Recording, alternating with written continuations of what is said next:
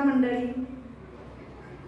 ओल्या नारळाची बर्फी ही रेसिपी आज आपण पाहणार आहोत। ही बर्फी करायला एकदम सोपी, अगदी 10 मिनिटांमध्ये बनते, जिभेवर ठेवताच विरघळते, 1 महिना टिकते अशी ही नारळाची बर्फी आज आपण पाहणार आहोत।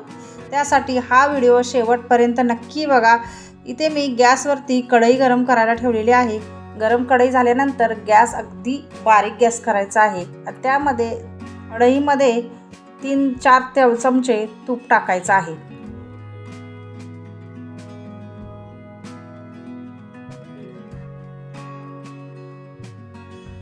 ओल्या नारळाचा चव इथे 3 वाटी घेतलेला आहे।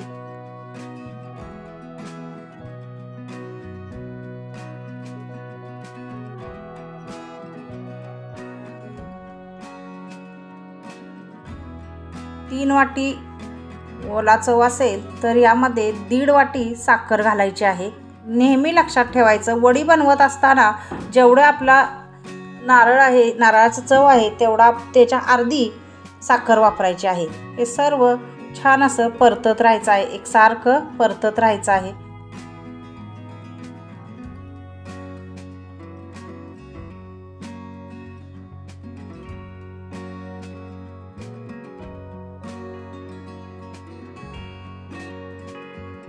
परतून 2 ते 3 मिनिटं झाल्यानंतर थोडंसं पाणी सुटल्यासारखं वाटेल, पण अजिबात घाबरायचं नाही। हे पाणी पूर्णपणे आटू द्यायचं। असं हे छान एकसारखं हलवत राहायचं आहे। पाणी थोडं आटल्यानंतर त्यामध्ये हा आपला एक सिक्रेट पदार्थ टाकायचा आहे, मिल्क पावडर। 2 ते 3 चमचे यामध्ये मी मिल्क पावडर टाकलेली आहे। जर मिल्क पावडर वापरायची नसेल तर यामध्ये पाव वाटी किंवा अर्धी वाटी सुद्धा दूध वापरलं तरी चालू शकतं।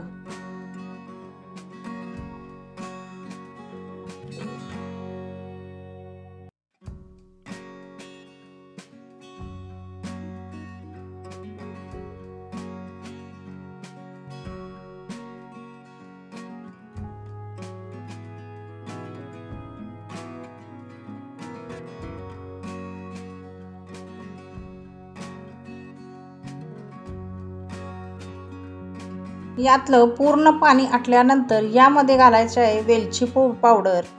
ती 1 चमचा इथे टाकलेली आहे। मी त्यात साखर आणि वेलची असं मिक्सरमधून बारीक करून घेतलेलं होतं, त्यामुळे 1 चमचा टाकलेला आहे। तुम्ही जर फक्त वेलची पावडर टाकणार असाल तर ती अर्धा चमचा टाकली तरी पुरेशी होते, त्यामुळे खूप छान स्वाद येतो, चव येते।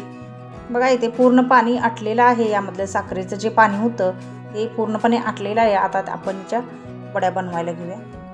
एका परातीला तूप लावून घेतलेलं आहे, ताटाला सुद्धा तूप लावून घेतलं तरी चालू शकतं। त्यामध्ये सर्व सारण आपलं हे काढलेलं आहे।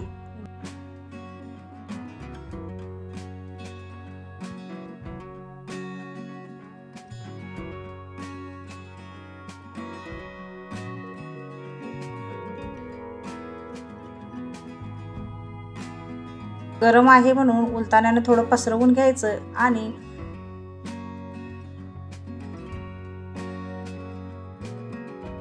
वाटीच्या किंवा फुलपात्राच्या साह्यानं हे असं हळूहळू अलगद आपलं पूर्ण थापून घ्यायचं आणि एकसारखं करायचंय।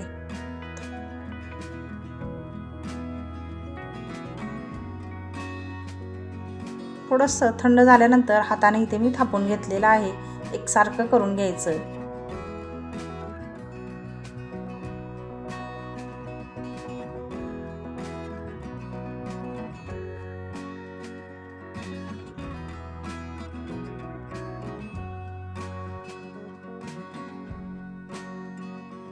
थापून झाल्यानंतर लगेचच गरम असतानाच याच्या वड्या पाडायच्या आहेत। मी इथे पिझ्झा कटरच्या साह्याने वड्या पाडत आहे। चाकूने जरी तुम्ही पाडल्या तरी चालू शकतं। आपल्या आवडतील त्या आकारामध्ये वड्या पाडून घ्यायच्या आहेत। इथे छोट्या मोठ्या अशा आकार द्यायचे आहेत। सजावटीसाठी कोणत्याही प्रकारचे ड्रायफ्रूट्स लावले तरी चालू शकतात। मी इथे काजू लावलेले आहेत आणि सर्व वड्या इथे मी सर्विंग प्लेटमध्ये काढून घेतलेले आहे। तर मैत्रिणींनो, आजची रेसिपी कशी वाटली कमेंट करून नक्की सांगा। चॅनलला सबस्क्राईब केले नसेल तर चॅनलला सबस्क्राईब करा, लाईक करा। व्हिडिओ शेवटपर्यंत पाहिल्याबद्दल धन्यवाद।